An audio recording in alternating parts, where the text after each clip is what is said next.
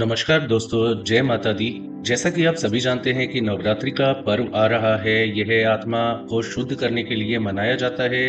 व्रत के दौरान सही पोषण का ध्यान रखना आवश्यक है ताकि हमारे शरीर को ऊर्जा और पोषक तत्व मिलते रहें। और ये इसलिए भी जरूरी है, जो लोग 9 दिनों का व्रत रखते हैं तो ऐसे में आपको ऊर्जा की कमी अपने शरीर में नहीं होने देनी। व्रत में आप ठीक तरह से खा नहीं रहे हैं तो इसके नकारात्मक प्रभाव भी पड़ सकते हैं। तो आज हम बनाने जा रहे हैं नवरात्रि स्पेशल मोमो बनाने जा रहे हैं। मोमोज में हम साबूदाना और सिंघाड़े का आटा इस्तेमाल करेंगे ताकि साबूदाना जो है पकड़ बना सके। सबसे पहले आपको जो भी सब्जियां आपके पास हैं, जो आपको पसंद है या नापसंद है, उसके हिसाब से आप सब्जियों का चयन करें। हमने ये जो वेजिटेबल्स हैं इनको धोकर सही तरह से काट करके आपको चॉप कर लेना है। सबसे पहले हमने गाजर चॉप की, फिर शिमला मिर्च, फिर पत्ता गोभी। सब कुछ चॉप हो जाने के बाद, बारीक बारीक कट जाने के बाद हम इसमें थोड़ा सा अदरक मिलाएंगे।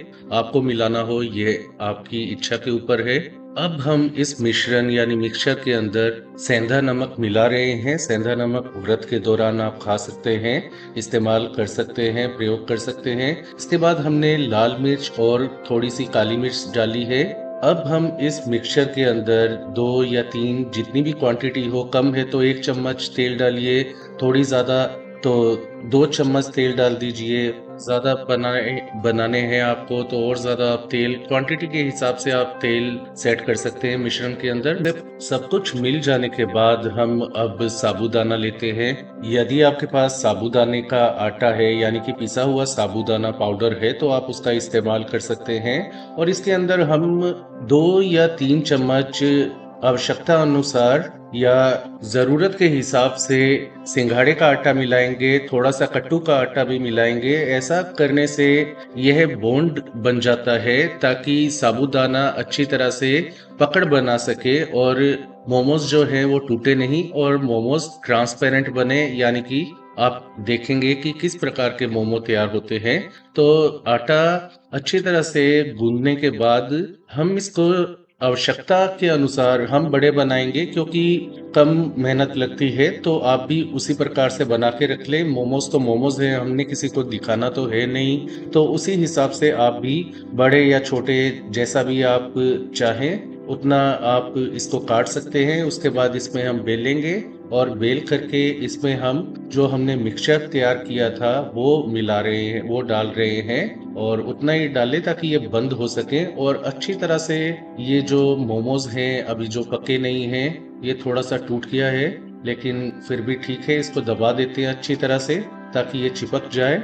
इनको हम अब बनने के लिए रख देते हैं मोमोज मेकर के अंदर, या जिसमें आप उस इन मोमोज को स्टीम दिला सके, भाप दिला सके। हर किसी का तरीका अलग अलग होता है। हमारे पास मोमोज मेकर है तो उसमें हम मोमोज को तैयार करेंगे। तो ये देखिए कितने लाजवाब मोमोज तैयार हुए हैं, ट्रांसपेरेंट मोमोज। ये जो रेसिपी है यह आपको पूरी तरह से पोषण देगी, पोषण से भरपूर है, क्योंकि इसमें सब्जियां हैं, आपको कट्टू का आटा, साबूदाना और अन्य जो चीजें इस्तेमाल हुई हैं उनके गुण मिल रहे हैं। तो ऐसा जब आप मोमो खाएंगे तब आपके शरीर को ऊर्जा मिलेगी, सही पोषण मिलेगा। और यह खाना भी जरूरी है। कभी भी जल और जो व्रत में खाने योग्य चीजें हैं उनको उनको खाना मत छोड़ें, क्योंकि जरूरी है आपके शरीर में भी कुछ जाना। आपके शरीर तभी चलेगा जब हम उसके अंदर जरूरत की चीजें डालेंगे।